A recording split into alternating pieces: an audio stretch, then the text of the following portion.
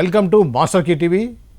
ఈరోజు మన స్టూడియోకి కాంగ్రెస్ అధికార ప్రతినిధి శ్రీమతి బొజ్జ సంధ్యారెడ్డి గారు వచ్చారు. వారితో మాట్లాడి తాజా రాజకీయ పరిణామాలు ఎలా ఉన్నాయనే విషయాన్ని మాట్లాడదాం. నమస్తే madam, welcome to our studio. నమస్తే మేడం. ఏంటంటే రాజకీయాలు హాట్గా ఉన్నాయి, ముఖ్యంగా కాంగ్రెస్ బీఆర్ఎస్ సంబంధించి. బీఆర్ఎస్ తాజాగా మనం చూసాం నిన్న ఏదైతే ప్రక్షాళన దిశగా కేటీఆర్ గారిని అధికార ప్రతినిధి మన ఎవరైతే వర్కింగ్ ప్రెసిడెంట్గా తీసేసి ఆర్ఎస్ ప్రవీణ్ కుమార్ గారిని పెడుతున్నారు. అదేవిధంగా ఒక బీసీ నాయకుడిని కూడా అధికారం ఎక్కువ ఇచ్చినట్టుగా కనిపిస్తూ ఉంది. ఈ క్రమంలో ఎలా చూడొచ్చు అన్నారు? ఇప్పుడు యాక్చువల్గా మొన్న పార్లమెంట్ ఎలక్షన్లో 0కి పడిపోయినటువంటి బీఆర్ఎస్ మళ్ళీ తిరిగి లేసే అవకాశం ఉందంటారా? ఒకటిసారి మేము ఎలక్షన్స్కి ముందే చెప్పాము, ఎలక్షన్స్ తర్వాత బీఆర్ఎస్ పార్టీ ఉండదు అని. ఇప్పుడు ఏంటంటే వాళ్ళకి పదవులు పోయినాయి కాబట్టి అహంకారం దిగిపోయింది అనేది ఒక మనకి ఇక్కడ అర్థమవుతుంది. అంతకుముందు తెలంగాణ రాకముందుకేమో దళితుని సీఎం చేస్తే తెలంగాణ ఇవ్వమని చెప్పిండు. తెలంగాణ వచ్చిన తర్వాత ఏం చెప్పారు, నేను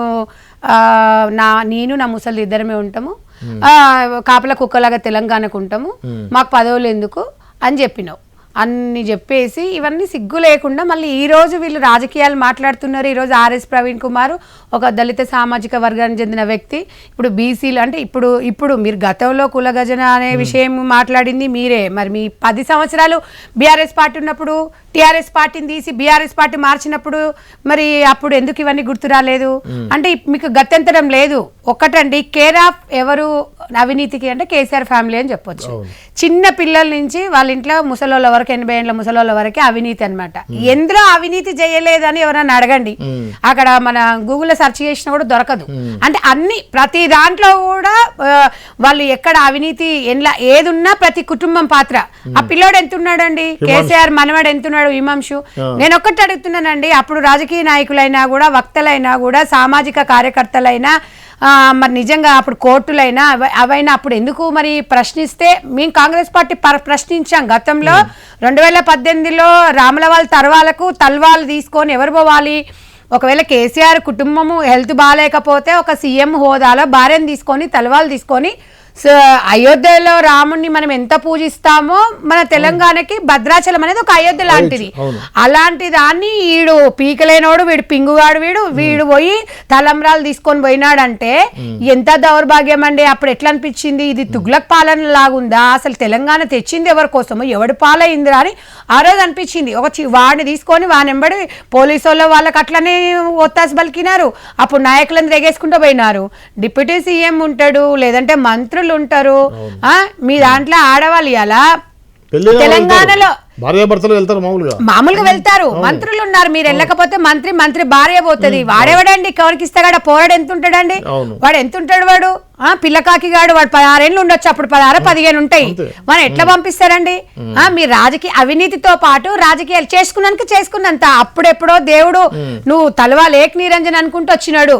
రాముడు అనే అతనే ఒక యజ్ఞం చేసినప్పుడు, ఒక యాగం చేసినప్పుడే భార్య లేకపోతే, ఒక రామాయణంలో భార్య లేకపోతే యాగం చేయడానికి లేదని చెప్పేసి సీతమ్మని ఎప్పుడు ఒక విగ్రహం లాగా చేసుకొని పక్కన పెట్టుకొని చేసుకున్న మరి ఆ యోగం అవి చేసినప్పుడు మరి ఆ దేవుడు అంతటి వాడే అంత జరిగినప్పుడు పిల్లకాకి నువ్వు తలవాలు తీసుకొని వస్తే దేవుడు ఆగ్రహించడా సార్? మీరు చెప్పండి. దేవుడు కళ్యాణానికి మరి అంత పెద్ద యాగం చేసినాడు శ్రీరాముడు. మరి ఆ మాత్రం మీకు పురాణాలు తెలుసు అంటావు, 80 బుక్కులు రాసినా అంటావు. 80 బుక్కులు 80,000 బుక్కులేమో నేను చదవంది అది లేదంటావు. భగవద్గీత, రామాయణం, పురాణం ఇవన్నీ చదవలేదా కేసీఆర్ ని అడుగుతున్నాం ఈరోజు. ఇవన్నీ చేసిన పాపం అనేది మనం గతంలో అనుకునే వాళ్ళం సార్. ఎవరో తాతలు ముత్తాతలు చేసిన అనుకుని నేను అనుభవిస్తున్నా, నువ్వు అనుభవిస్తున్నారా అని. కానీ అట్లా కాదు. ఇప్పుడు చూడండి, ఈడ్చి కొడితే 4 ఏళ్ళు కాలేదు, 5 ఏళ్ళు కాలేదు, దేవుడు అనేవాడు ఉన్నాడు. ఇవాళ కేసీఆర్ కుటుంబంలో కాళేశ్వరం కానివ్వండి, రోడ్లు కానీ, భవనాలు కానివ్వండి, ఇక్కడ విద్యుత్ కానివ్వండి, ఇక్కడ గొర్రెల స్కామ్సే కానివ్వండి, ఏ విషయంలో గానీ అవినీతి జరగలేదు. అవి ఎక్కడ పోయినంటే కేర్ ఆఫ్ కేసీఆర్ కుటుంబాన్ని చూపిస్తారు. ఆల్రెడీ ఒక వికెట్ పడిపోయింది, ఇప్పుడు ఇంకా వికెట్లు పోనీకున్నాయి. మొన్న చూసిండు కదా సార్ మీరు, కేటీఆర్ నా కొడుకు నా మీద డిపెండ్ కాడు అంటావు. నీకు మనకు సిగ్గెందుకు లేదో ఎలక్షన్? ఎందుకంటే 18 years మొన్న పడినట్టు నా అబ్బాయికి 18 years మొన్న పడ్డాయని చెప్పినావు, బాగానే చెప్పినావు. నీ అత్తగారు ఇచ్చిందా, నీ పెళ్ళ నుంచి ఆస్తి వచ్చిందా, నీ కొడుకుకి ఎట్లా వచ్చింది అనేది మన తెలంగాణ సాంప్రదాయం అయితే మరి భర్త సంపాదించింది పిల్లలకు చెందుతుంది, భార్యకు చెందుతుంది, నామిని అని చెప్పి పెట్టుకుంటాం మన పిల్లల్ని. నువ్వు 30 నా పిల్లల పేరు మీద ఏం ఆస్తి లేదు, నా పిల్లలు నా మీద డిపెండ్ కాలేదు ఇమాంష అని చెప్పినవాడు 32 ఎకరాల భూమి, వాడికి ఆదాయం ఎక్కడదండి? వాడు చదువుకుంటున్నాడు ఇప్పుడు, వాడి మీద ఆదాయం ఎక్కడది 32 ఎకరాలు? వీళ్ళకు నేను చెప్తున్నాను కదండి, మాకన్నా తెలుగు మంత్రులు లేరని వాళ్ళు కేసీఆర్ కుటుంబం అనుకుంటది. ఎక్కడొక దగ్గర పప్పులో కాలు వేస్తారు అంటే అది పప్పులో కాలు కూడా కాదు సార్, అదనడానికి తెలంగాణ విద్యార్థుల ఉసురది. ఆ ఉసురు రూపంలో ఈ రకంగా ఇలా మెడకు చుట్టుకున్నా. అందుకే వర్కింగ్ ప్రెసిడెంట్ అరే అప్పుడు బీఆర్ఎస్ పార్టీ ఉన్నప్పుడు ఒక్కరికైనా నామినేటెడ్ పదవులు ఇచ్చి తగలబెట్టిరా మీరు? ఒక్కరికొక పదవి ఇవ్వలేదు. 10 సంవత్సరాలలో ఒక్కరికొక పదవి ఇవ్వకుండా ఇవాళ ఎంత మందిని ఉద్యమకారులను చంపేపించి కనీసం ఇలా వాళ్ళు తెచ్చిన తెలంగాణ మీద పేలాలు ఏర్కొని కుటుంబాలు తిని మీరు ఏమైనా బాగుపడుతురా? ఇలా నీ బిడ్డ ఎంత ఎత్తి ఎదిగింది, ఇలా దీసి నాలుగు కొడితే తెలంగాణ ప్రజలు తెలిసి లిక్కర్ స్కామ్ లో ఉంటే ఆమె పిల్లలు ఎక్కడా, మొగడెక్కడా?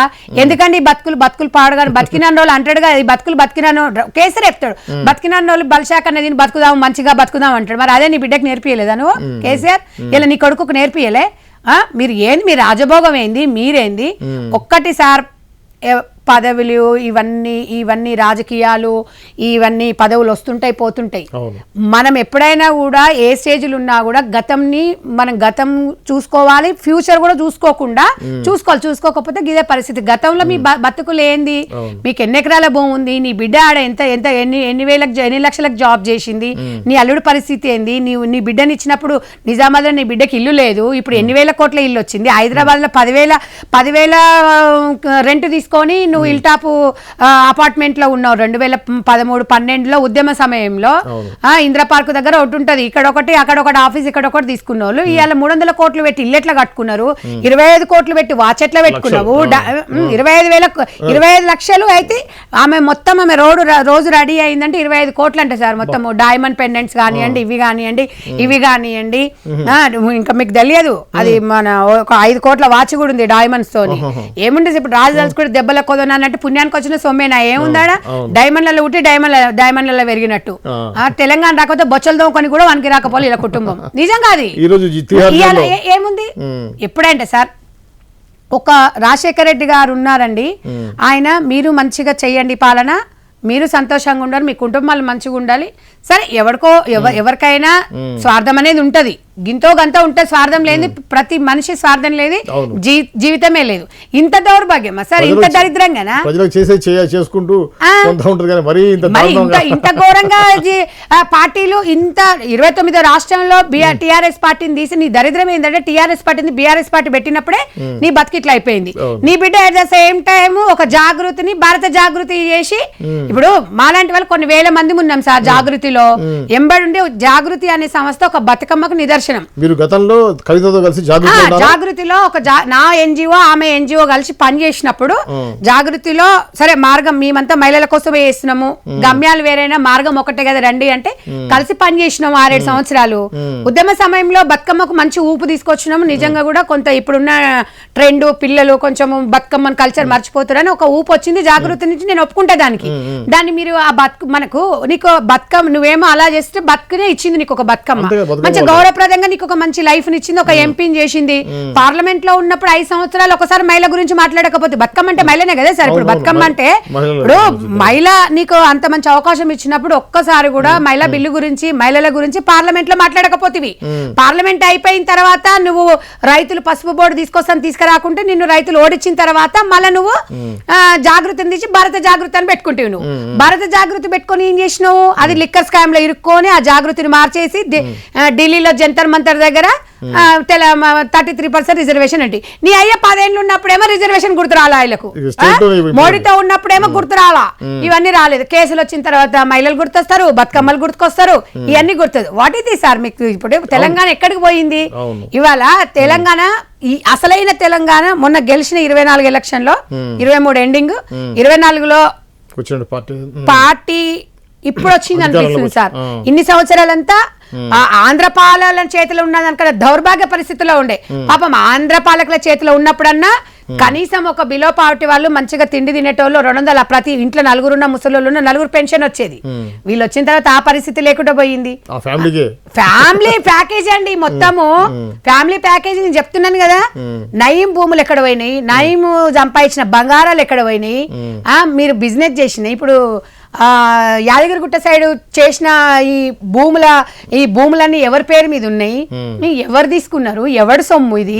తెలంగాణ సొమ్ము, రాజుల సొమ్ము, రాళ్ళ కేసీఆర్ ఫ్యామిలీ, కల్వకుంట్ల ఫ్యామిలీకి అయినట్టుగా ఈరోజు ఇలాంటి పరిస్థితి ఏర్పడ్డదంటే తెలంగాణ రాష్ట్రం వాళ్ళకి ఇంకెక్కడ పార్టీ ఇంకెక్కడుంది సార్? నిజంగా మీరు 10 సంవత్సరాలు పాలించినప్పుడు అట్లీస్ట్ కనీసం ఒక 2-3 సీట్లన్నా రావాలి ఎంపీ సీట్లు. మరి ఇప్పుడు ఎందుకు రాలేదు? ఎంపీ సీట్లు వదిలిపెట్టండి సార్, కనీసం 3rd ప్లేస్ లో ఉన్నారు. మీరు రీసెంట్ మొన్నటి వరకు 10 సంవత్సరాలు అధికారంలో ఉన్నారు. అధికార మదం అనేది అప్పుడు లేకుండా ప్రజల గురించి ఆలోచించి ఉద్యమకారుల కుటుంబాలను ఆదుకొని విద్యార్థులకు, ఇప్పుడు మనం తెలంగాణ తెచ్చుకుందే నీళ్లు నియామకాలు ఉద్యోగాలు పిల్లలకు, నీళ్లు లేవు నియామకాలు లేవు ఉద్యోగాలు లేవు, ఉసురు మళ్ళా ఉసురు కాదా బలిదానం చేస్తే వచ్చింది. మీకు దేవుడు అనేటోడు ఎలా చంద్రబాబు గారు ఉన్నారు సార్, సరే కొంతసేపు రాజకీయం పక్కన పెడితే చంద్రబాబు గారు ఉన్నారు, ఏమైనా పవన్ కళ్యాణ్ గారిని కలుపుకున్నారు, మాట మీద వాళ్ళు కలుసున్నారు, మాట మీద. అంటే ఆయన పాలన ఎట్లుంటుందో అనేది మనం గతంలో చూసినాం, కానీ ఈ ముగ్గురు బీజేపీ ఇవన్నీ కలిసి చేసిన పాలన ఎట్లుంటో మనకు తెలియదు. కానీ ఇలా ఒక మంచి పరిణామం లాగా, అంటే తిన్నింటి వాసాలు లెక్క పెట్టుకున్న కేసీఆర్ అట్లా. అంటే ఇలా ఎందుకు చెప్తున్నాం ఆ బాధ అంటే, కాంగ్రెస్ పార్టీ తెలంగాణ ఇచ్చింది, అమ్మ సోనియమ్మ కాళ్ళ మీద మీ కుటుంబాలు మొత్తం పోయి బోర్ల బొక్కల పడి తెలంగాణ ఇచ్చిన తర్వాత పోయి ఫోటోలు దిగేసి వచ్చిర్రు. నువ్వు తెలంగాణ ఈ అమ్మ కాంగ్రెస్ పార్టీలో విలీనం చేస్తా అన్న వ్యక్తివి, ఢిల్లీలో మొక్కొస్తేవి, బోర్ల బొక్కలు పడితే హైదరాబాద్కి వచ్చేసి నువ్వు మాట మారిస్తేవి. ఇక నేను మరి ఇలా బాధ ఉండదా సార్ మా కాంగ్రెస్ పార్టీకి చెప్పండి? ఇలా ఎంత సంతోషం అంటే నిజంగా తెలంగాణ ఇప్పుడు వచ్చింది. ఆ పాలన ఇంకా వీళ్ళు తెలంగాణ ప్రజలు చూడలేదు. మాట్లాడితే రైతు బంధు అంటావు, రైతు బంధు నువ్వు ఓడరా? మేము ఎప్పుడో ఉచిత కరెంట్ ఇచ్చినాము రైతులకు, మేము యూరియా ఇవన్నీ సరే మీరు డబ్బులు ఇచ్చిందేమో కానీ మేము ప్రతి ఐటెం ని గ్రిప్పులు కానివ్వండి, మన వాళ్ళకి కావాల్సిన పనిముట్లు కానివ్వండి, చాలా మన కాంగ్రెస్ సమయంలో ఇచ్చినాం రైతులకు. ఇలా రైతులకు మనం ఇక్కడ 24 లక్షల ఎకరాల భూమిని బలైన వర్గాల వారికి, దళితులకు, ఎస్టీలకు, వీళ్ళందరికీ కూడా లంబాడీలకు ఇట్లా పెంచింది ఇంద్రమ్మ. ఇవన్నీ కాంగ్రెస్ పార్టీ ఎక్కడి నుంచి? ఇలా కాంగ్రెస్ పార్టీ లేకపోతే మీ బతుకులు ఎక్కడ ఉన్నాయి? ఇలా ఓడో చెప్తాడు తలతిక్కల నా కొడుకు బీఆర్ఎస్ ఒకటి చెప్తాడు, ఆడు కేసీఆర్ లేకపోతే మీకు ఇలా పదవులు ఎక్కడ, వాళ్ళు సిగ్గులేను నా కొడక. ఇలా కాంగ్రెస్ పార్టీ లేకపోతే కేసీఆర్ ఎక్కడిది, కేసీఆర్ సీఎం ఎక్కడిది, వాళ్ళ కుటుంబం ఎంపీ ఎక్కడిది, మినిస్టర్లు ఎక్కడివి అనేది ఆత్మ పరిశీలన చేసుకోవాలి. రాష్ట్రం ఎక్కడిది అది మీరు గుర్తుపెట్టుకోండి. ఎవరు అవునన్నా కాదన్నా అది సోనియా గాంధీ గారే ఇచ్చిండ్రు. 60 సంవత్సరాల నుంచి ఎంతమంది పాలించిండ్రు, మరి ఎందుకు ఇవ్వలేదు సార్? అమ్మ ఎందుకు ఇచ్చింది? ఆమె కళ్ళల్లో మనం చూసిరా సార్ ఇండియా మన తెలంగాణకు వచ్చినప్పుడు ఎంత సంతోషంగా. ఒకటి సార్ వాళ్ళది కుటుంబము ప్రాణ త్యాగాలు చేస్తారు. ఇలా రాహుల్ గాంధీ గారు కానీ దేశం కోసము, ఇవాళ సోనియా గాంధీ గారు కూడా ఒకసారి ప్రధానమంత్రి అయ్యే ఛాన్స్ వచ్చినా కూడా త్యాగం చేసి మన్మోహన్ సింగ్ గారిని ప్రధానమంత్రిని చేసింది. మరి నువ్వు జాతిపితకు పోల్చుకుంటావు, సిగ్గులేనోడ నాకు అర్థం కాదు. మీరందరూ జాతిపిత ఎక్కడా, నువ్వెక్కడా, సోనియా గాంధీ గారు ఎక్కడ, ఇందిరాగాంధీ కుటుంబం ఎక్కడ చెప్పండి? ఓకే మేడం, ఇప్పుడు బీఆర్ఎస్ చేసినటువంటి అవినీతి అనేది మనం ఇప్పుడు అప్పటిదాకా మాట్లాడుకున్నాం. ఇప్పుడు కాంగ్రెస్ ప్రభుత్వం వచ్చింది, రేవంత్ ప్రభుత్వం ఇంకా ఏ స్కాముల మీద ఫోకస్ చేస్తుంది? ఇందాక మీరు చెప్పారు నయీం గురించి, నయీం అసలు గురించి అందరికీ ఒక ప్రశ్నే. ఇప్పుడు నాగిరెడ్డి గారితో కమిషన్ వేశారు, అసలు అది ఏమైంది? సిట్ వేశారు, ఆ సిట్ ఏమైంది? సిట్ రిజల్ట్ ఏంటి? అసలు ఏంటి అనే దాని మీద ఇంతవరకు ఎటువంటి కూడా లేవు. రేవంత్ రెడ్డి ప్రభుత్వం ఏం చేయబోతుంది సార్? ఒకటి మేము మేనిఫెస్టోని పెట్టినాం, కేసీఆర్ చేసిన ప్రతి అవినీతి ఒక్కొక్కటి బయటికి తీస్తాం. అవినీతి బయటికి తీసుకుంటే కాలజ్ఞాపన చెయ్యము.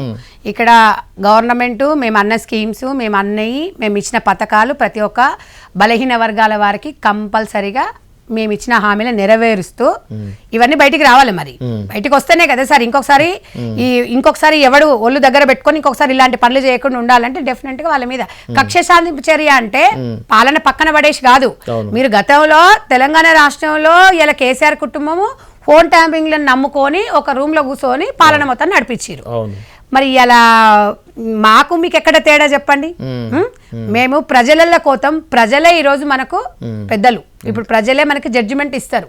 మంచి పాలన ఉంది అనుకుంటే ఆశీర్వదిస్తారు సార్ నెక్స్ట్ టైము, లేదంటే వాళ్ళు వేరే వాళ్ళకి ఛాన్స్ ఇస్తారు. అంతకు మించిన ప్రజాకోట్లు అంతకు మించింది ఏముంటుంది చెప్పండి? ఎందుకంటే ప్రజాస్వామ్యంలో ఇప్పుడు రుణమాఫీ కూడా నిజమైన లబ్ధిదారులకు పొందాలి అని కొంచెం ఆలస్యమైంది తప్ప నిజమైన రైతు బంధు కూడా సార్ నేను ఒక్కటి చెప్తున్నాను, రైతు బంధులో రైతు బంధు పైసలు కేసీఆర్ ఉన్నప్పుడు రైతు బంధు పైసలు వస్తే కార్లు కొనుక్కోరు సార్. నిజమా కదా మీరు చెప్పండి? కార్లు కొనుక్కోనికే మీకు రైతు బంధు ఇవ్వాలి. ఇలా కాంగ్రెస్ పార్టీలు అవన్నీ కట్ చేస్తే ఇలా కాంగ్రెస్ పార్టీని దుమ్మెత్తిపోస్తారా మీరు? రైతు బంధు కానీ కాంగ్రెస్ పార్టీ ప్రజల పార్టీ, ప్రజలకే రావాలి, ప్రజలకు చెందాలి.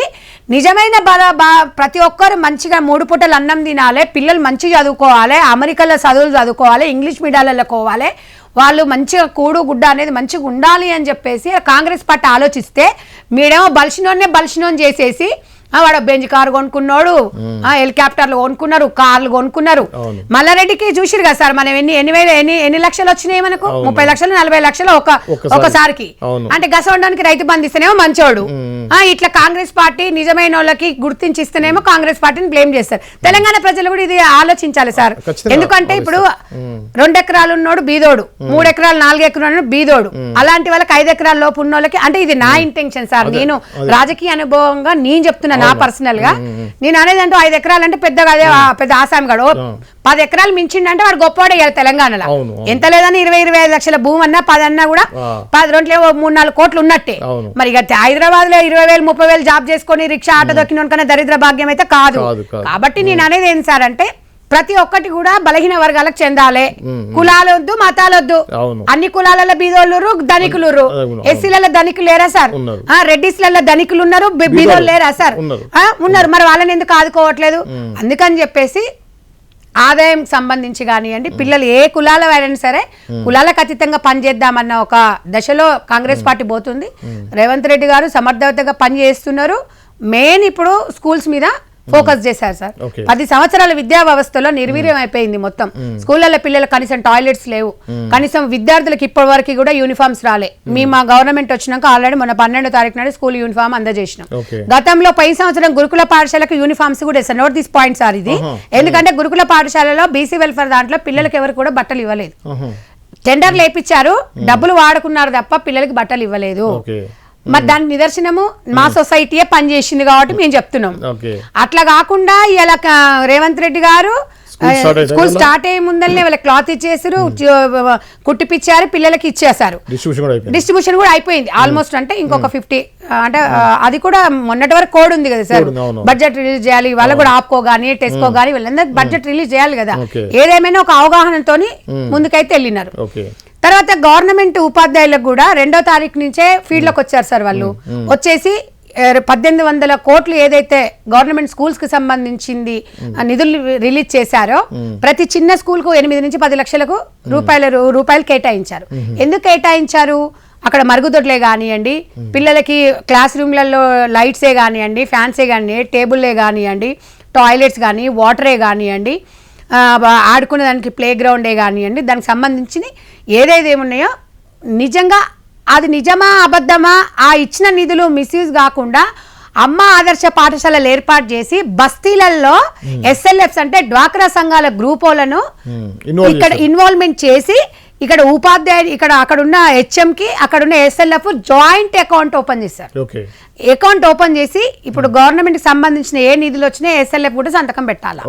అంటే ఇది రాజపాలన అవుతుందా ఇప్పుడు ప్రజాపాలన అవుతుందా? మీరే చెప్పండి సార్.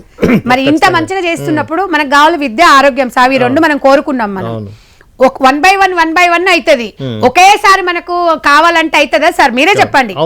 ఫస్ట్ కూర పెట్టుకుంటాము, తర్వాత కొంచెం రసం వేసుకుంటాము, తర్వాత కొంచెం పెరుగు వేసుకుంటాం, అన్ని ఒకటేసారి కలుపుకొని తింటారా సార్?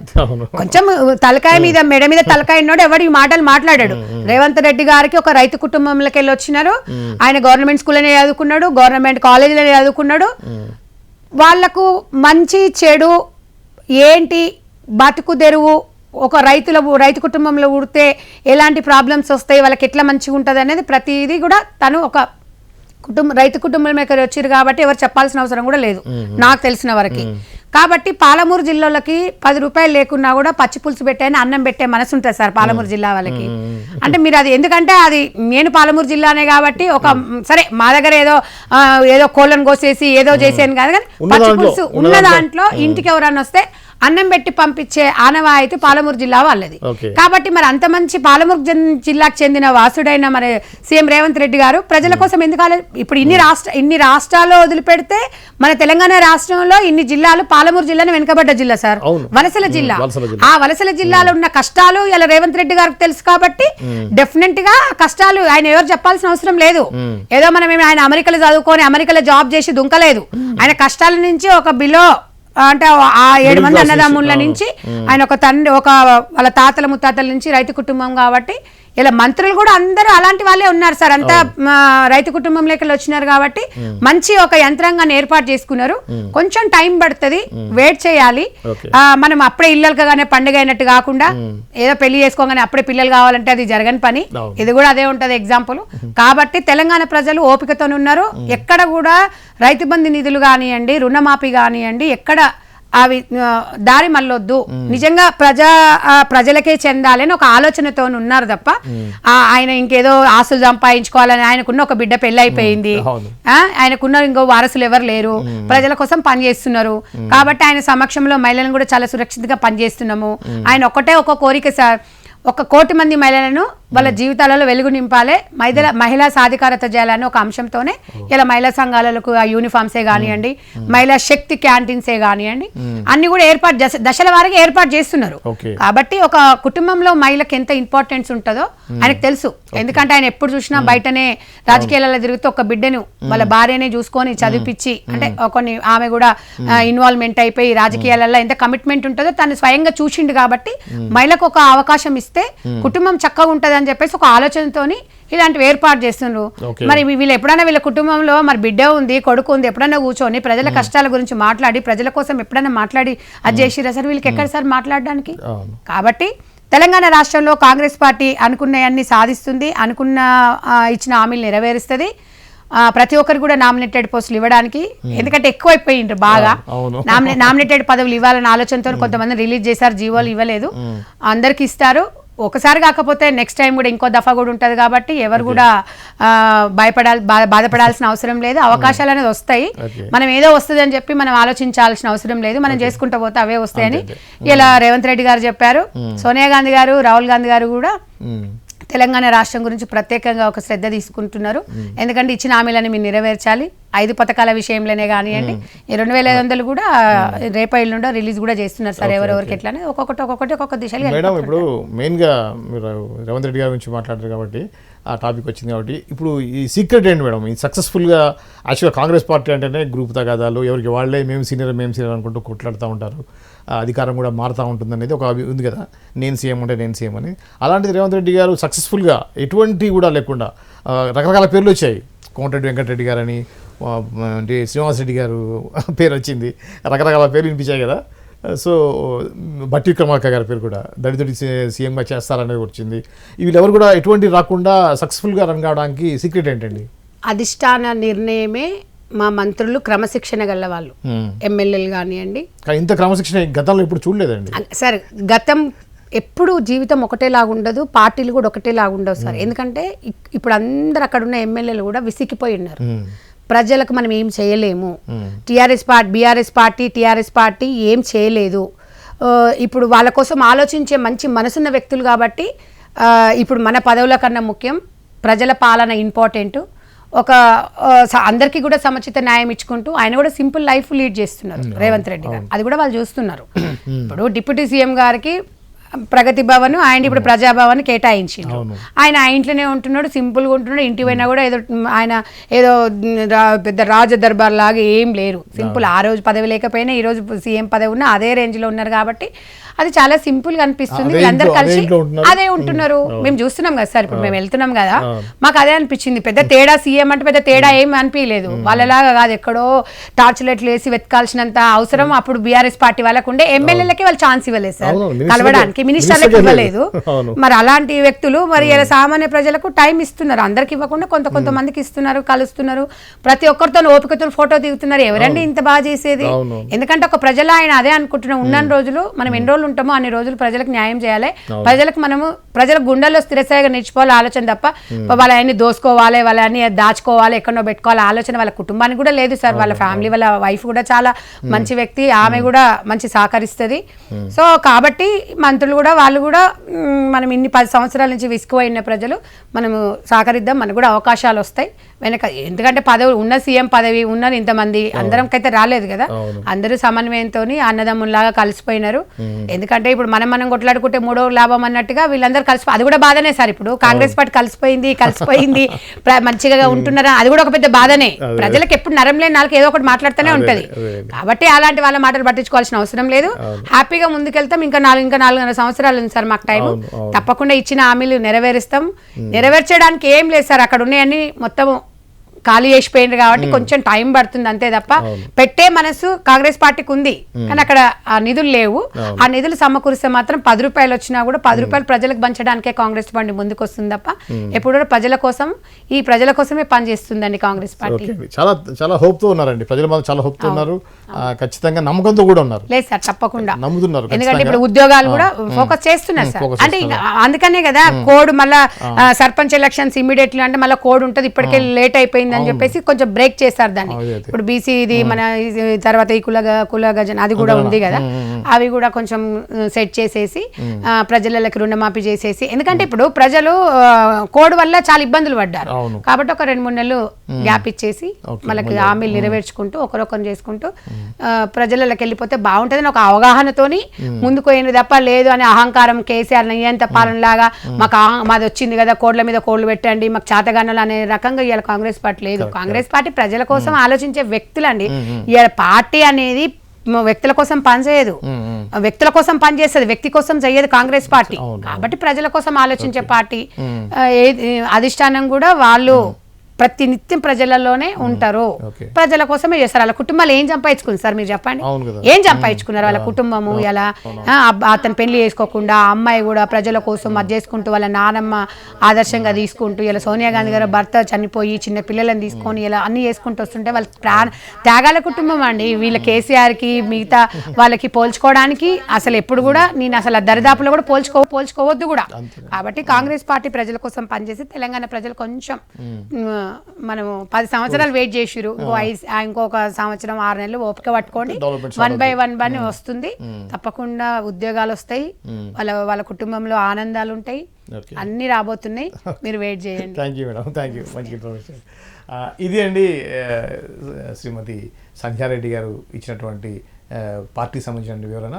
మరో అంశంతో మళ్ళీ కలుద్దాం. అంతవరకు చూస్తూనే ఉండండి మాస్టర్ కీ టీవీ.